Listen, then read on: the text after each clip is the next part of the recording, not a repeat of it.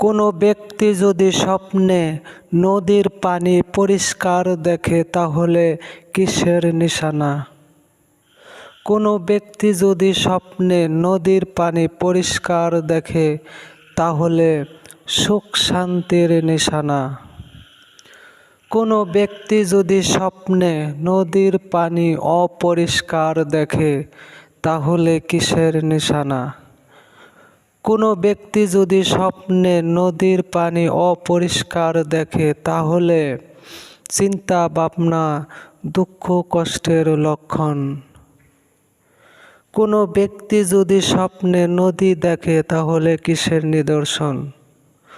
কোনো ব্যক্তি যদি স্বপ্নে নদী দেখে তাহলে সরকারি চাকরি পাওয়ার নিশানা।